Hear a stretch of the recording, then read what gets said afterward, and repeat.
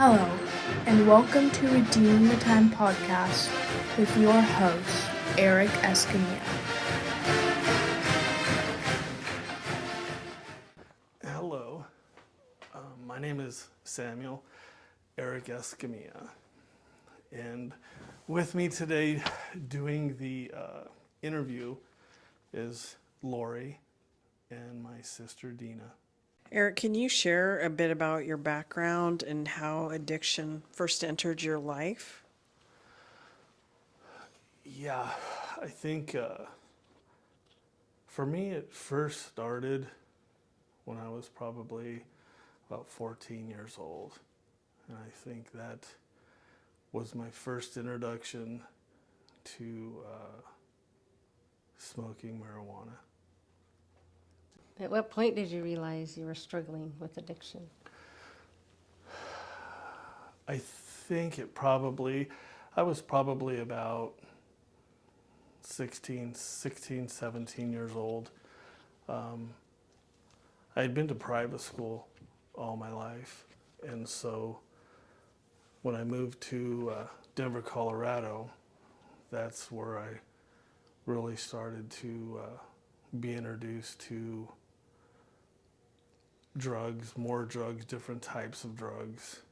And of course, at that age, 16, 17, it was kind of like a no limits. I just did whatever I could, whatever I could find. And so I think it started pretty heavy then. Did I know that it was a problem? Probably not. It probably took several years.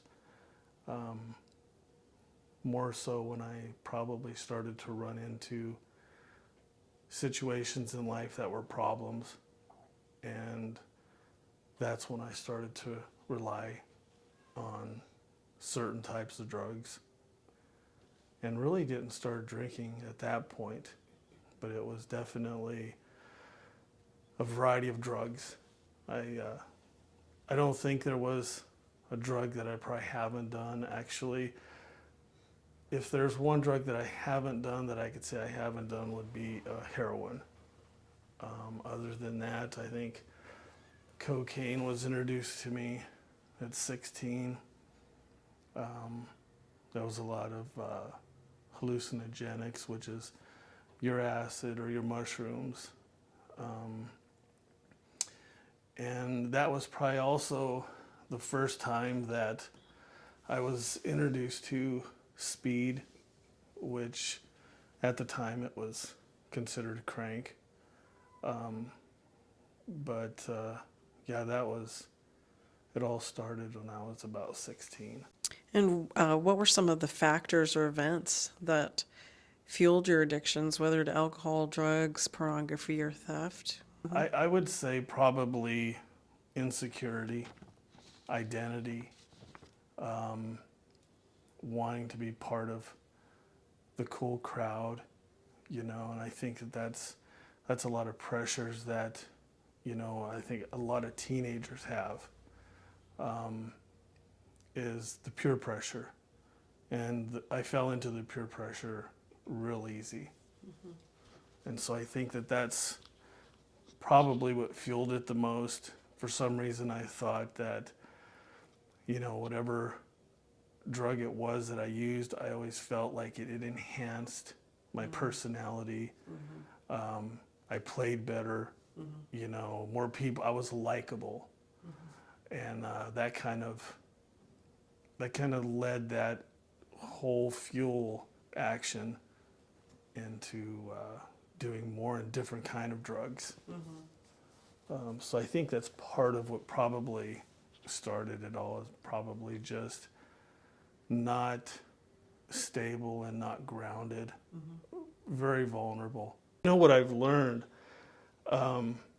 is that each drug I reacted different to. And marijuana was more of a mellow case. Mm-hmm. The cocaine always gave me more of an adrenaline, and that always brought in activity. And so through that, like I said, that's kind of where I thought things were probably better. And the illusion is that it's not, obviously. Yeah. Well, how did each of these addictions affect different areas of your life? Like in your relationships, your career, or personal well-being? Well, I think what's fair to say is that drugs in general for me never made anything better in my life. It always created thoughts that were unreal, wasn't happening, and of course that was the drug in my mind. But as far as relationships, it's probably ruined every relationship I've ever had. So I think that when I speak about it, that's what I hope families, teenagers, I hope that people realize is that no matter at what level a person is on addiction, that there's never a good outcome on it, ever. So it's ruined a lot of my relationships. I think at the time I dated a girl for about 4 years in high school, and the drugs definitely ruined that.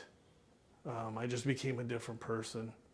And you know, when you're an addict, the majority of your thinking goes into when am I going to get the next high? Where am I going to get it? And of course, when you're 16 and you're not working, or you're working part-time and you're at a private school, you still, you just do things that you normally wouldn't do because of wanting to get that high. You know, never wanted to be off of the high. And so it's ruined a lot of goals, you know, wanting to pursue things in my life. Again, the drug would give me something imaginary that it wasn't going to happen, you know. But I thought it was. I thought that, you know, smoking the weed, man, it gave me these creative ideas. And then after I came down from that high, you know, maybe it was either alcohol or it was the cocaine. It was something that got me back up again with all these great ideas. And so it was destructive, definitely early on in my life for anything that I wanted to pursue. Friendships, family.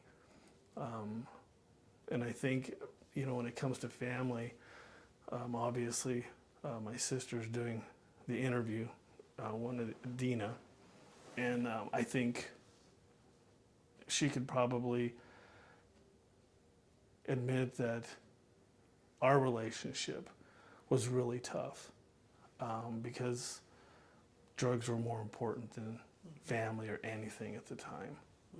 So drugs definitely become a destruction. Alcohol becomes a destruction. Was there a specific moment or an experience that made you realize you needed to seek help or make a change? You know, not till later on. You got to remember, for me, my addiction started when I was 16, 14. And 16, it got worse. 18, it was just horrible. I had got a fake ID, so I was able to get into bars where everybody's older, all adults, 21 and up.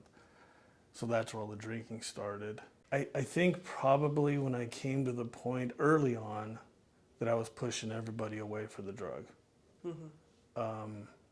And that put me in kind of what I would say a loner.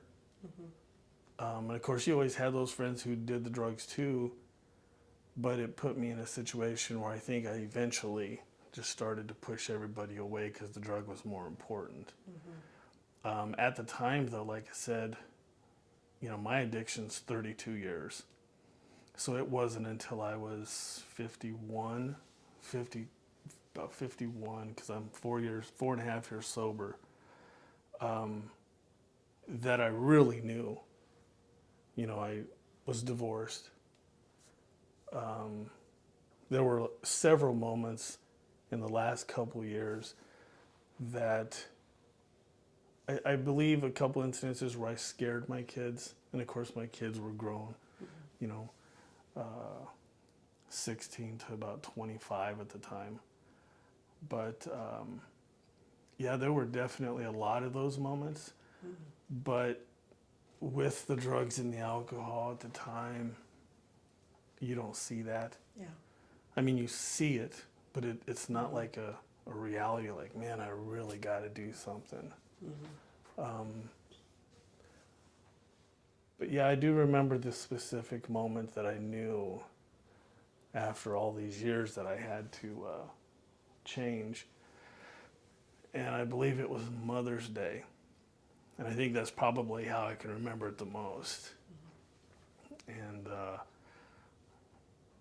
I went to pick up some Indian food. And when I got back, all the kids were there. Mom and Dad were there. And the trip home was drinking. And I had a sense that I was kind of out of control with that at the moment because I had drank too much. And that created a big ruckus before I even got the food out the car. And it was real weird because I remember my kids just kind of scattering around me because they didn't know how I was going to react or what I was going to do. They just knew I was upset. And I remember my oldest boy grabbing a golf club, and he was standing in the distance. And the other three boys were over here kind of by themselves because they were scared. And started arguing, loud voice, whatever came with that moment. And I just remember the only person that could calm me down was my dad. He came up to me and he was just looking at me in the eyes and says, "Eric, you can't do this. Look at your kid, you're scaring them." And that hit me pretty hard because even though I was drunk, I sensed that.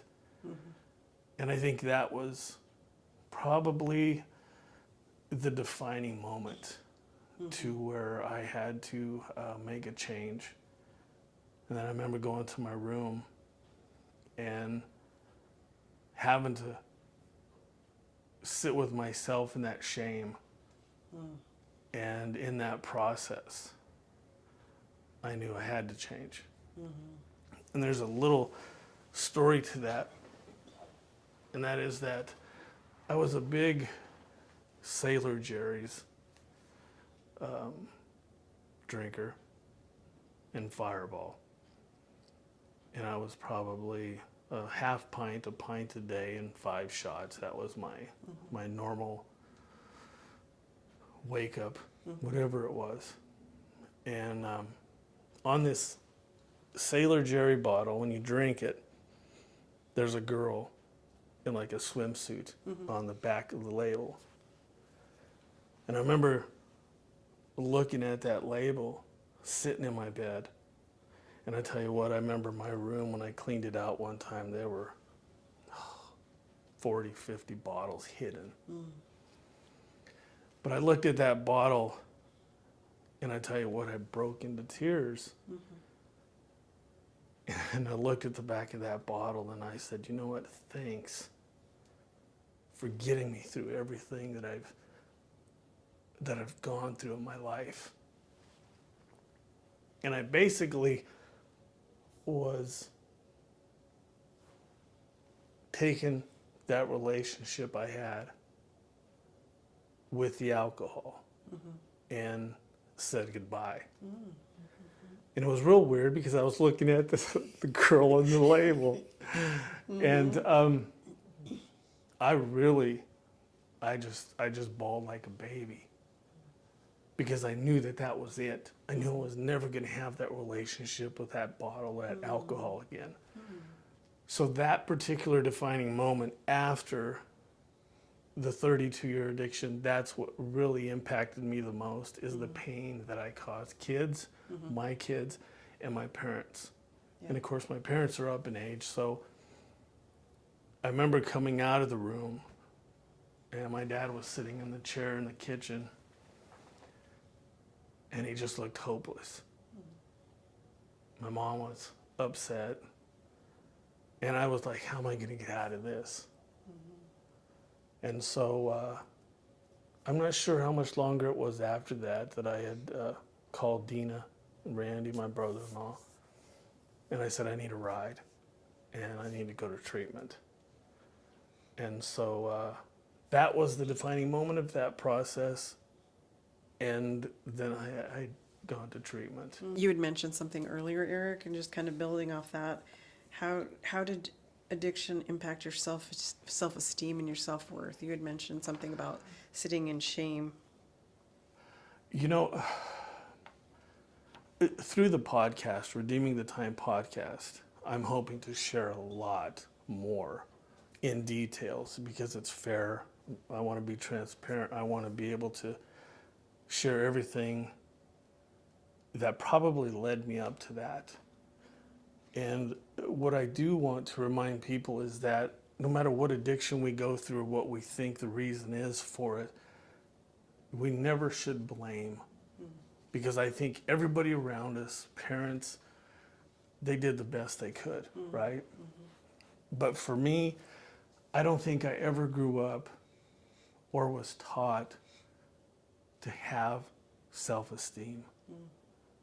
And that is what affected me for 32 years.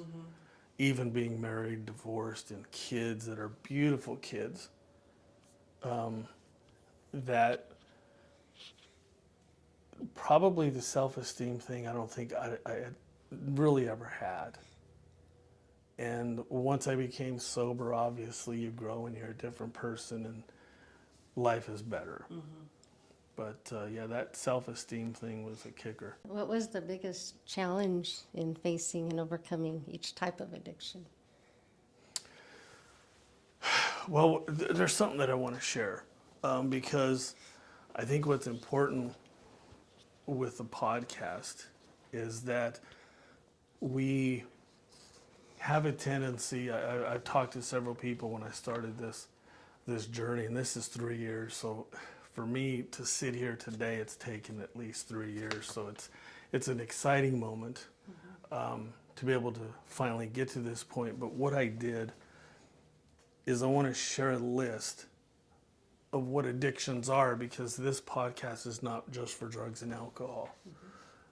And when a person tends to be in alcohol, there's always one or two other addictions that come into that in play. So basically what I have is gambling, social media, food, caffeine, work, exercise, compulsive exercising, shopping, just compulsive shopping, buying and spending, video games, internet usage, pornography, sex, love of relationships, plastic surgery, I don't know, risk-taking and thrill-seeking, pain, self-harm, television, binge-watching, collecting and hoarding items, cleaning or organizing, fame or attention-seeking, gossip, extreme dieting and fasting, bodybuilding and muscle obsession, religious fanaticism or excessive rituals, spirituality or wellness and obsession, tattoos, political activism or social justice, puzzles and mind games, animals, pets, obsession, fantasy, virtual realities. And the reason why I wanted to share that with everybody is that marijuana tended to lead me into the addiction of pornography. And, you know, Then alcoholism came in. And then it becomes, you're making decisions that aren't even something you would do if you're not drinking, whether it be DUIs, whether it be sleeping around, just lying. There's a whole lot that comes with addictions. You know, if you're shopping too much, you know, I remember when I became sober, I got addicted to Marketplace. But I had to catch myself because I knew I was getting into something else. And so any addiction that we have leads us away from a form of reality that it tends to have us make decisions that wouldn't be normal, if whatever normal is. Overcoming one addiction, if I quit smoking marijuana, I thought it was okay to drink. If I quit drinking, there was always, yeah. So I had to learn that I had to literally cut every addiction out of my life. And that happened when I became sober. And I really cut everything out. And I went real specific. If it was cursing, if it was looking at women, almost communicating with them because my mind wasn't proper. And so I had to take everything into perspective and move it all aside and try to start my life over that way. And that's how I've dealt with things for like the last 4.5 years. And all the addictions, one leads to the other for something that isn't good. Nothing ever comes good of it. I don't know if I answered that properly, but I definitely wanted to share that list because I don't want people to think that the podcast is just on drugs and alcohol. What's going to be real important is that it's going to cover all those categories. I'm definitely going to have a lot of people share their stories on the categories of whatever their situation is.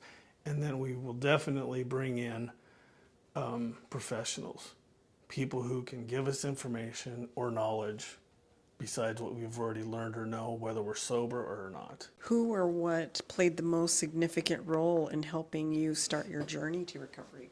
That is probably the stubborn persistence of family. And I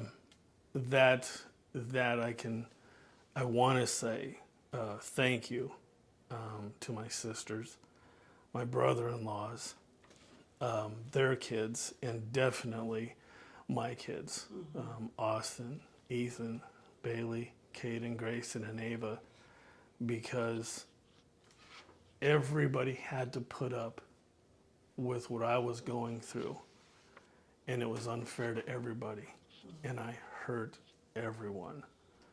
So the persistence of family, they never stopped loving me, even when I was in the drinking stage, whatever drug it was. They continued to let me know that they loved me. They're praying for me.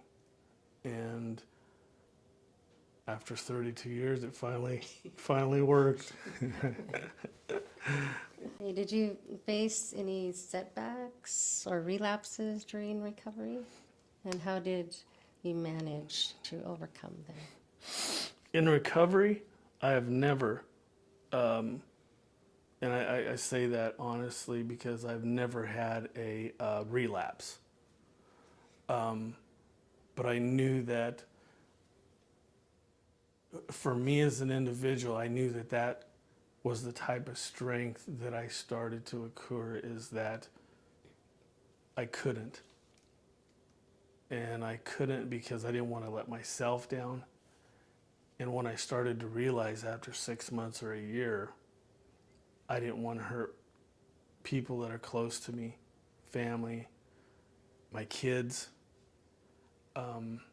So I haven't had a relapse per se. What tools, strategies, or practices were most effective in helping you stay sober?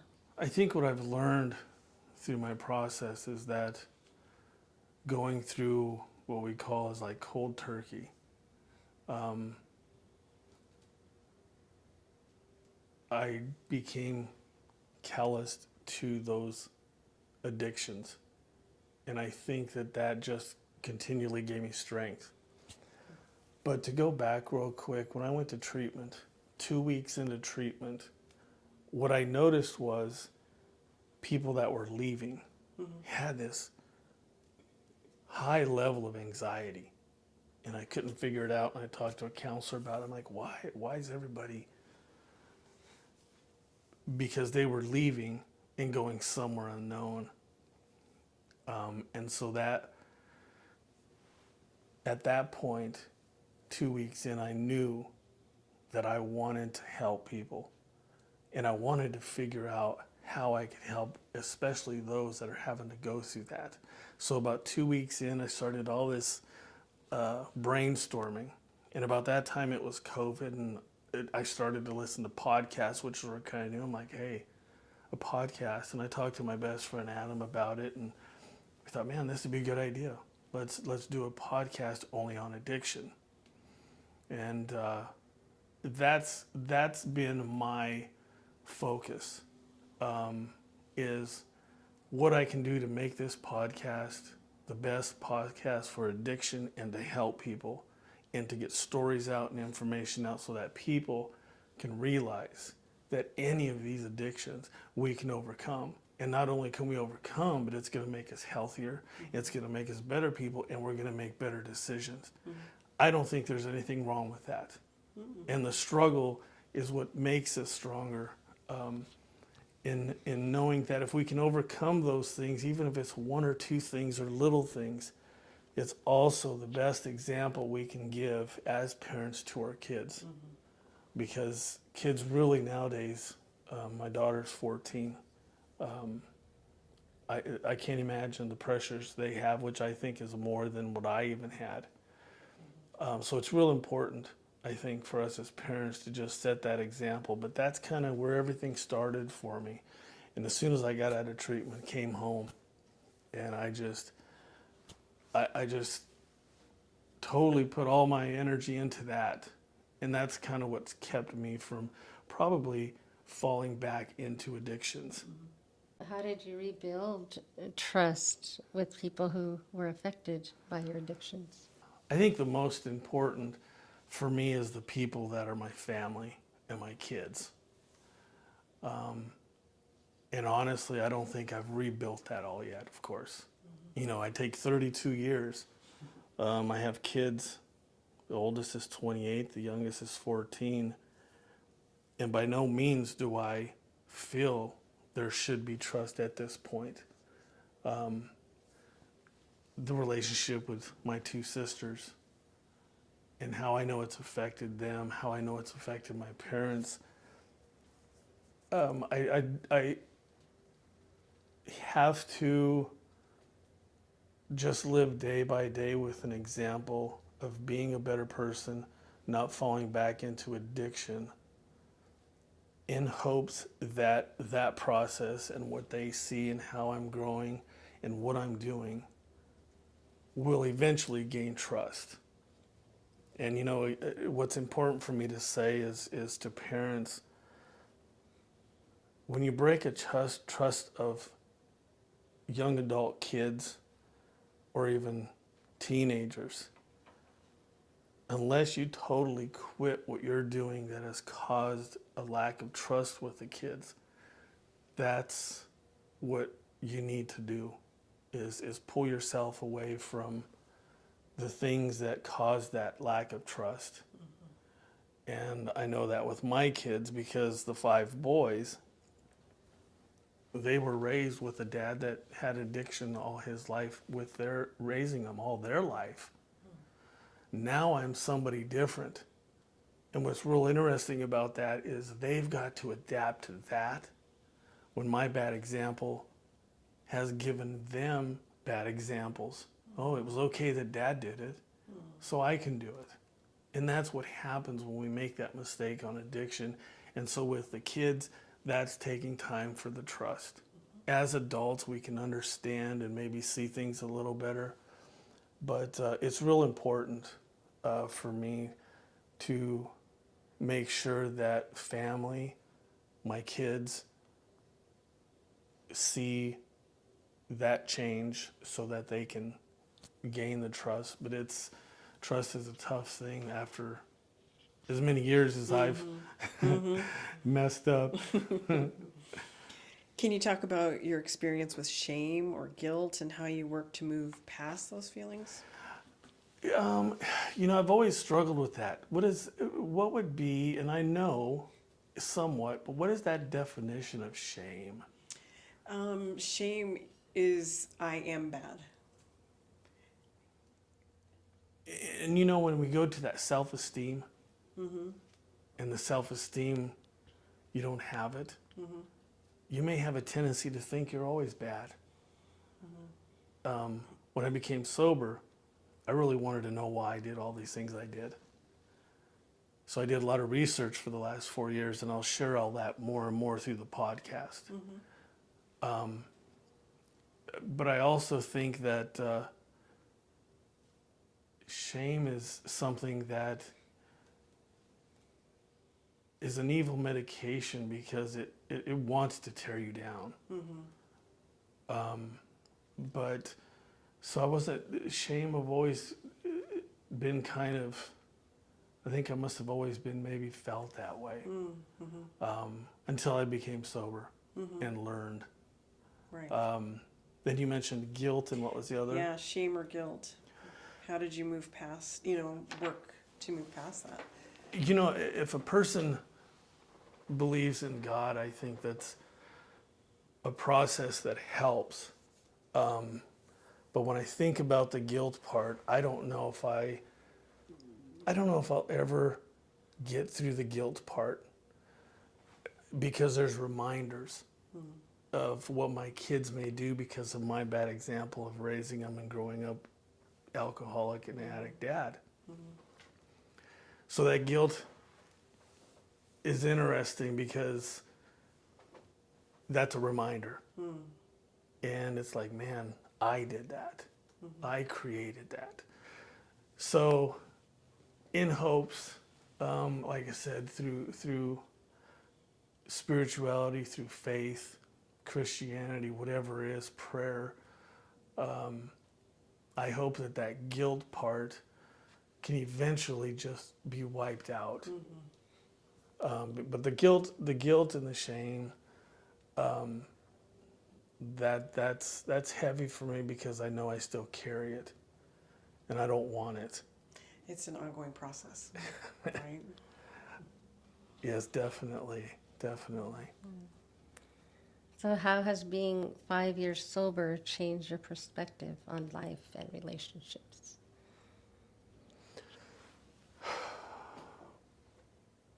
Everything is brand new. And I think that's what's exciting for my sobriety. So I go into everything now with caution. And I try to take care of, I don't know if it makes sense, but I try to take care of me first so that my sober reaction is reciprocated in a way that I can be an example and help people. But again, the most important thing for me is that whatever I leave behind as a legacy, it's for my kids, and this is it. Being sober, knowing that no matter what we go through in life, we will be able to overcome and get better. And that's part of what this whole podcast is about, is helping people and just making sure my kids see that dad, after 32 years, and that, if you think about it, that's a long time of destruction to myself. And that wasn't fair to me, but that's just my goal. What have you learned about yourself through this journey that maybe you didn't know before? that it's okay to think that I'm important, that I am a special human being, and that it's okay to be kind to myself and forgive myself, not be so hard on myself. And of course, every emotion that drugs and alcohol and all the other addictions I had depleted me, right? And so now it's time to come back, the redemption, regain. And every day is an improvement. I am glad I'm at a point, though, that when it comes to any kind of substance abuse, alcohol or drugs, pornography, a lot of the things that I did, they don't exist. You know, I see other people do it. I have no judgment, but I have no desire to do it. None whatsoever. And I think that that's, for me, it's just not being so hard on myself, you know. That's probably a big thing. Accepting who I am. Accepting that what I've done is forgiven. But there's a work in process because you have to gain all that back. And that's the whole trust part, you know. But I think just being authentic, true, and honest to myself will reflect to other people that, you know what, it works. What role does your faith, spirituality, or any personal philosophy play in your recovery? That's a heavy question. The reason why I think it's a heavy question is because I was brought up in a church household, you know. We believed in God, we prayed, went to church, and yet I became this person. But again, I think through the podcast over time, I'll be able to share details of all that. I know during the addiction, God wasn't in my life that I could see, because I was angry with God. Why'd you let this happen? No matter what it was. And so I always blamed God.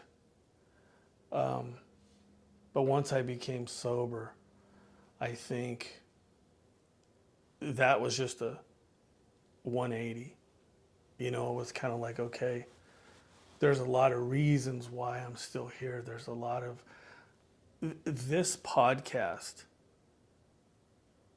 I have yet to not have ideas after ideas daily on what I could do, how I can make it better. And I think that somewhere along the line, those are the hands of God, because I can't take credit for it. I can't let the ego be there. I can't think, oh, I know everything. And so the relationship I have now when it comes to faith and prayer is a big, big factor in what I think makes me the person that I'm becoming in today. So it's definitely an important part of my journey. How has your experience with addiction influenced the way you approach other areas of your life now? Well, this is the best way I could describe it. If it's a puzzle that I'm putting together, if that piece doesn't fit that puzzle, and I don't know if this makes sense or not, but if that piece doesn't fit that puzzle, I'm not going to force it. That's good. And so you kind of start over with the whole thinking process of what not how I can fit that piece in there, but maybe it just doesn't go there, and you work around it, and you try to make it better. Yeah, That makes sense. I know that there's in our restroom, there's a plaque or a framed picture, and it's of sands. You're walking in the sand. And I don't know every word, but in the sand you got one set of footprints. And the other day I was looking at it.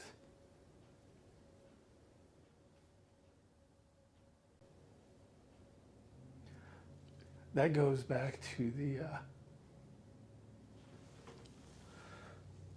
part where, was God with me? And he was. And so when I look at that, I thought, man, he's carried me through a lot. And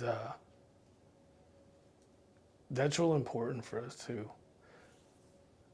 Addicts, not addicts, however you want to label yourself. It's real important that we understand that we don't get through things and we don't do things. We don't get things. We don't have things because we did it. There's someone else who is a higher power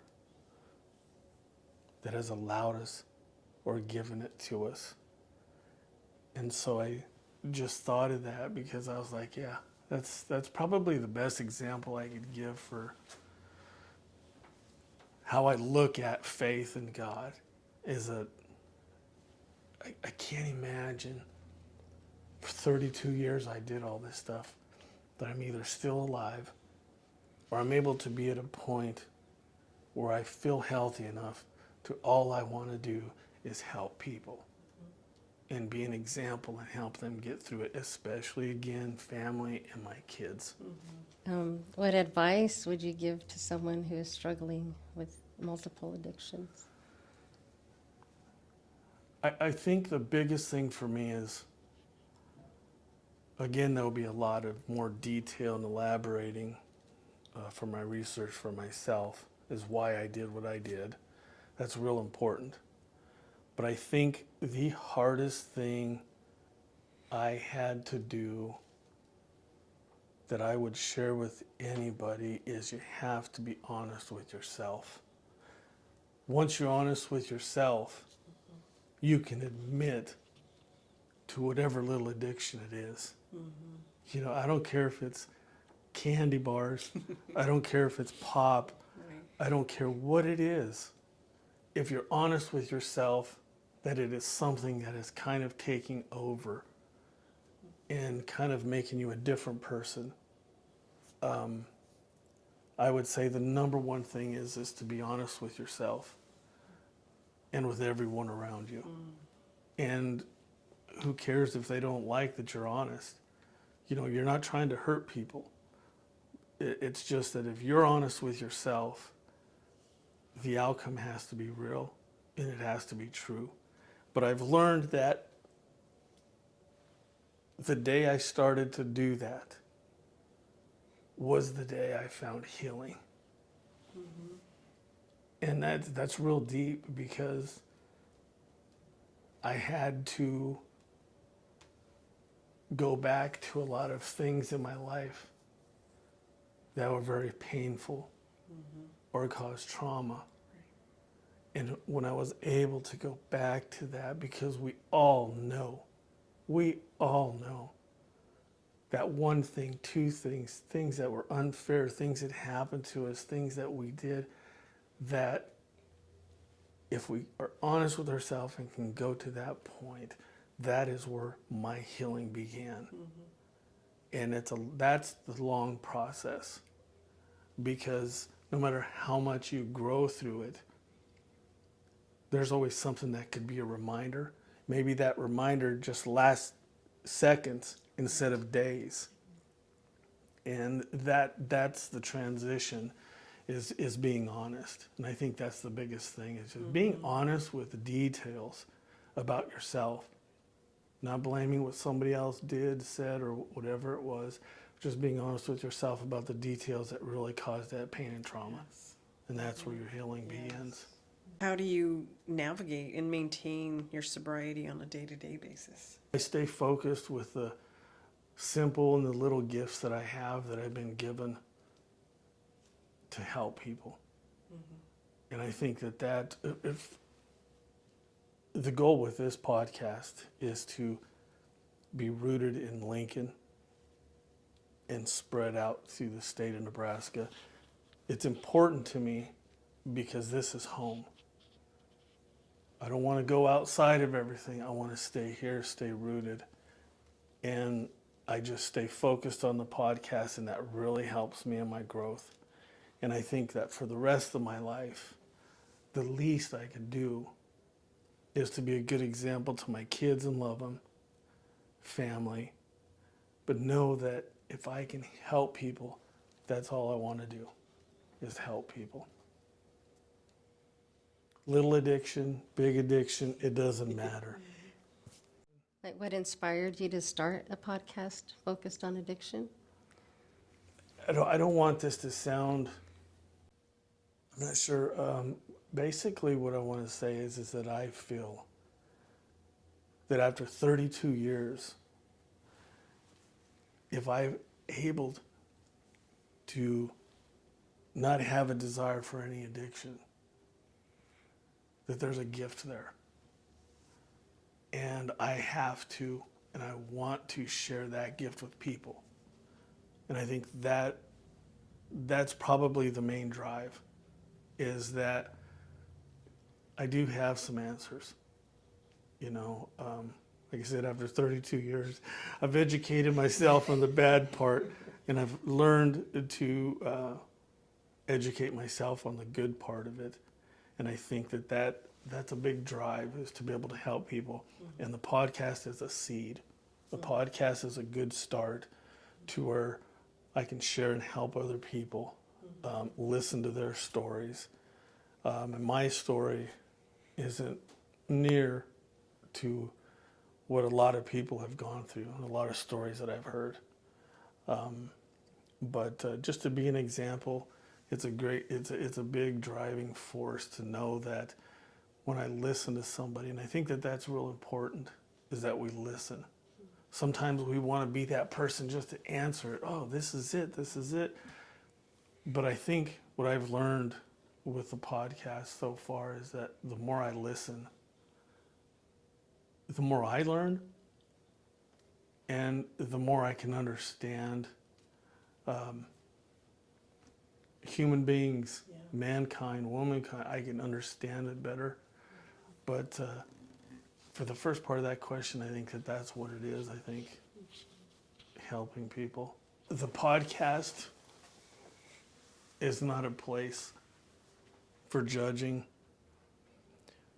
in that it's a place that we should find ourselves wanting to do better, wanting to help people. And for me, this is the best way to just get it out there. Build a community of people that aren't necessarily, or don't find themselves in addiction, but a community of people that can also be supportive to the ones who have those issues, right? And of course, so like I said, the podcast is just a seed. I have several other ideas that along the way through the podcast I will share, but this is just a seed to the beginning of other projects that I have planned. But mainly that's it. Is in Lincoln with this podcast is hopefully to build a solid community. Looking back, what would you tell your younger self at the beginning of your journey?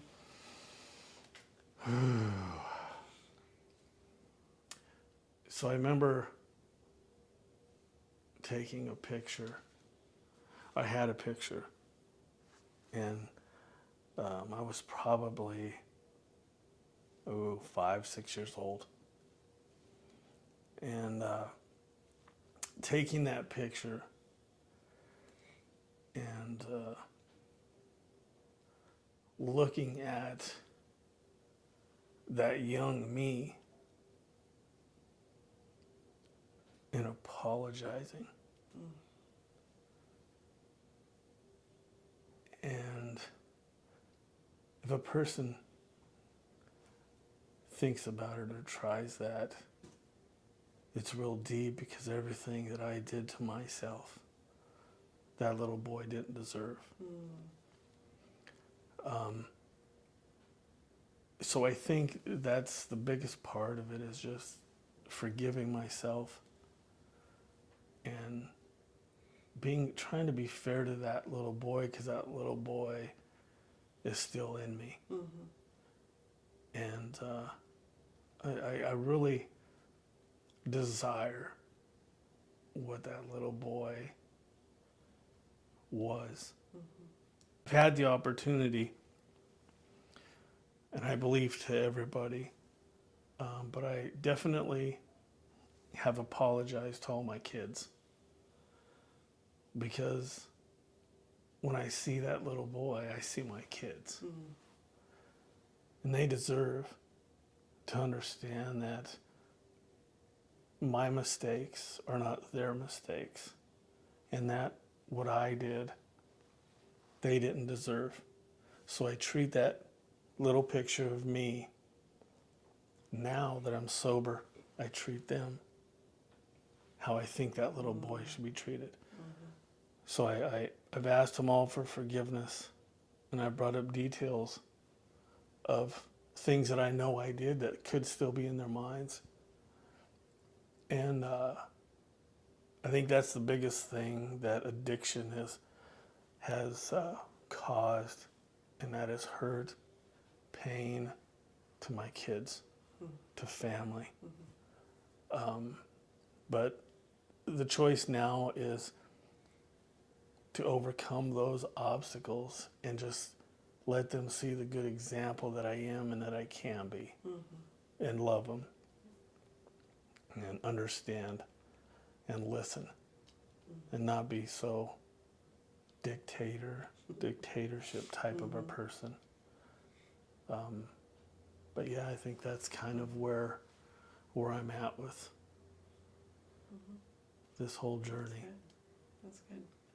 Well, we came to the end of our interview, Eric. Thank you so much for your openness and your honesty.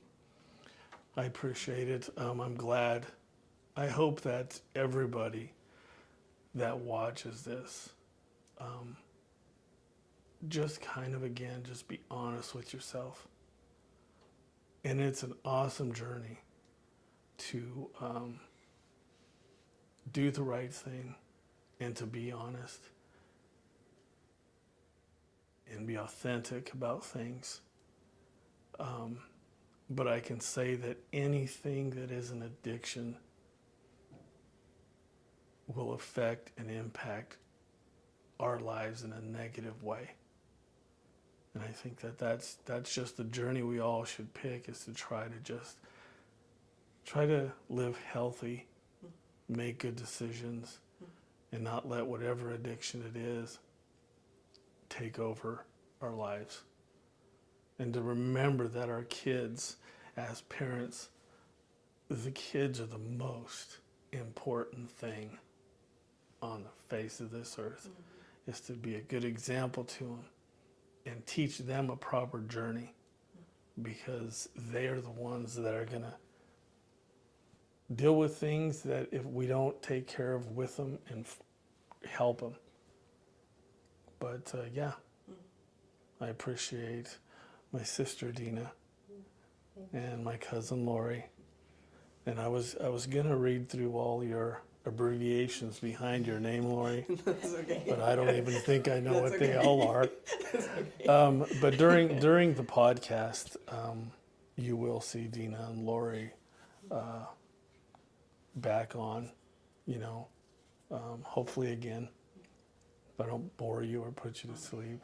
Not at all. But yeah, thank you both for doing this interview. Thank you.